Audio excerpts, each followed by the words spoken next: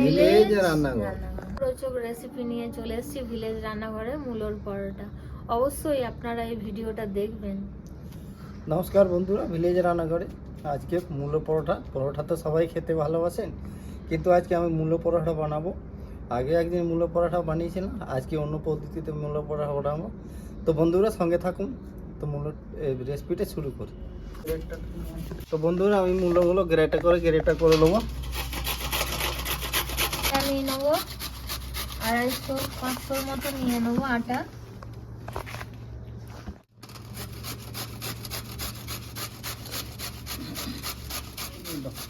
সাদা তেলের ময়াম দিয়ে দেবো। আর একটু লবণ দেবে।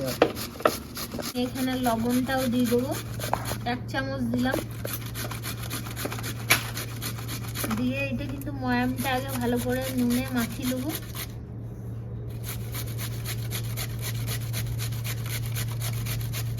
লবণটা বাকি আছে। গ্রেট করা হয়ে গেছে, এবার আমি মূলো থেকে জলটা বার করে নেবো।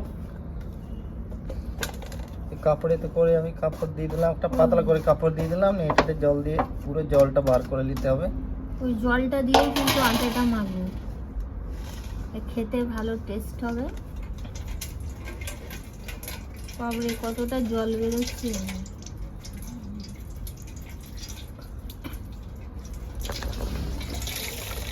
বাবরে কতখানি বেরোলো জলে! জলটা থাকলে কিন্তু ভালো পুরটা তৈরি করা যাবে না।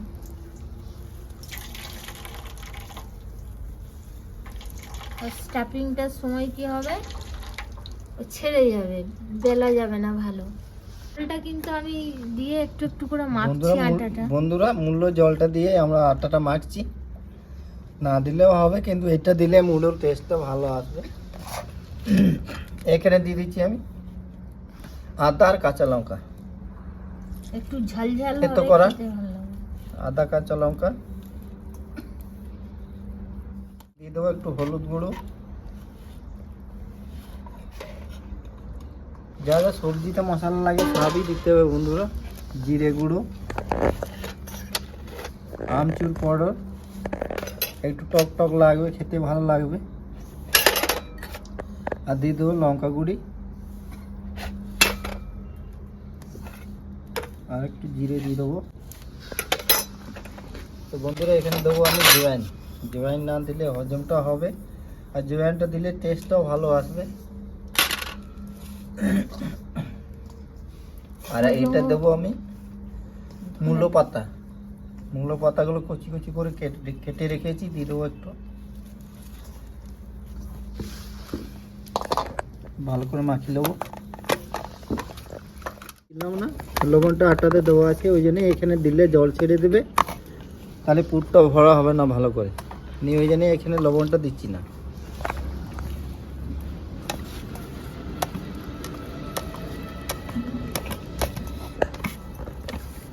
এটা কিন্তু আটাটা কিন্তু একদম শক্ত করে মাখতে হবে, অল্প অল্প জল। আবার তেল দিয়ে দেবো, তেল দিয়ে আমি 10 মিনিট রেখে দেবো। 20 মিনিট পরে ঢাকা খুলে দেখছি, দেখুন ডোটা কত সুন্দর মোলায়েম হয়েছে, ফুলে ফুলে উঠেছে, একদম লেগে গেছে একদম।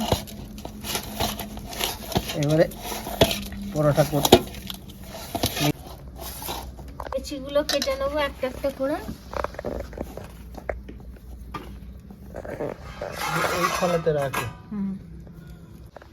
এবারে কিন্তু আমি এটা ভিতরে দিয়ে দেবো পুরটা। এবারে কিন্তু এটা খুব ভালো করে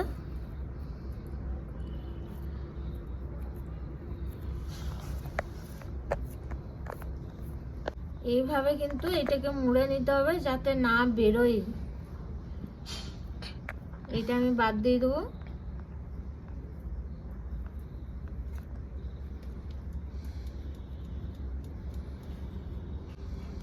একটা হয়ে গেল,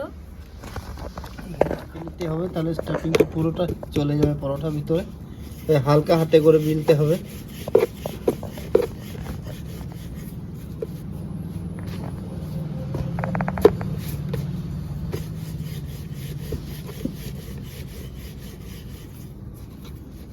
বন্ধুরা একটা হয়ে গেছে, দিয়ে দিচ্ছি।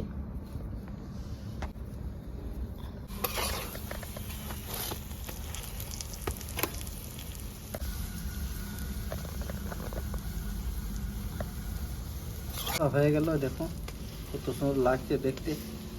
কিছু ঘুমাইছে পিছনে। বন্ধু আমাদের শরীরটা সেরকম ভালো না, একটু ঠান্ডা লেগেছে, তাও একটু ওষুধ দিয়ে দিয়েছি। এখন তো একটু বন্ধুরা ঘুম একটা ঘুম হয়ে গেল, লাগছে। উপরে যাচ্ছে, ঠিক আছে। দেখুন এবার তেলটা লাগিয়ে দেবো।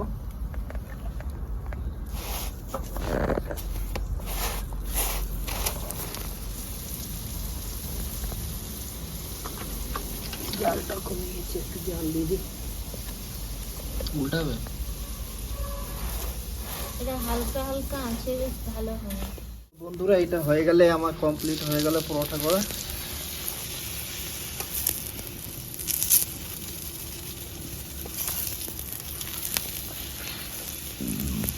মনে হয় আঁচটা একটু বেশি আছে।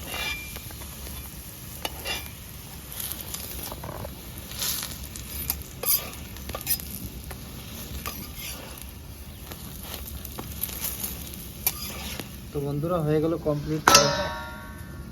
খাওয়া দাওয়া করে দেখি মুলোর পরোটা কেমন হয়েছে। আমার মা তো আগেই দিয়ে দিয়েছি, গরম গরম ছাড়া এটা খেতে ভালো লাগে না, তাই মাকে দিয়ে দিয়েছি। আর নিরামিষি বাঁধাকপি, আলু মটরের তরকারি, আর আমাদের একটু পেঁয়াজ টেঁয়াজ দিয়ে, ফুলকপি দিয়ে, আলু দিয়ে একটু তরকারি আর আচার দিয়ে খাবো। মা কেমন হয়েছে? তো বন্ধুরা খেয়ে দেখি কেমন হয়েছে একটু পরোটা। খাওয়া দাওয়া করে নিজে দেখি। স্লিপ করে যাচ্ছে পরোটাগুলো, দারুণ হয়েছে। এই দেখুন দারুণ সুন্দর হয়েছে, একদম ছিলকা দেখুন, ভিতর অব্দি একদম সেদ্ধ হয়ে গেছে। ভালো লাগছে। বাঁধাকপির তরকারিটা দিয়ে খাবো, কারণ আমি বেশি পছন্দ করি খেতে। কাঁচা লঙ্কা দারুণ লাগছে, গরম গরম যা লাগছে কিচ্ছু সলিড হয়েছে লাগবে না। বন্ধুরা। মনে হচ্ছে শুধুই খেতে ইচ্ছা করবে, এত সুন্দর হয়েছে। বন্ধুরা এখন তো বাজারে প্রচুর মূলো পাওয়া যাচ্ছে, সেই কচি কচি মূলো, বাজারে তো এখন প্রচুর মূলো পাওয়া যাচ্ছে। সেই মূলো দিয়ে যদি এরকম ধরনের রেসিপি বানানো যায়, খেতে কত ভালো লাগবে বলুন তো। তাই আপনারাও এভাবে বানাবেন, দেখবেন খুবই ভালো লাগবে। আর কমেন্টের মাধ্যমে জানাবেন কেমন লাগলো। অবশ্যই ভিলেজ রান্নাঘর চ্যানেলটিতে শেয়ার করে দেবেন, সাপোর্ট করবেন। আর ইউটিউব চ্যানেল থেকে যারা দেখছেন তারা অবশ্যই সাবস্ক্রাইব করে যাবেন, বেল ঘন্টি পাশে ক্লিক করবেন, আর নোটিফিকেশনটা অন করতে ভুলবেন না। সুস্থ থাকবেন, সাবধানে থাকবেন, কাল আবার দেখা হবে। বন্ধুরা ভিলেজ রান্নাঘরে নতুন নতুন আর ভালো ভালো রেসিপি দেখা জানে ফেসবুক চ্যানেলটাকে ফলো করবে আর পাশে থাকবে।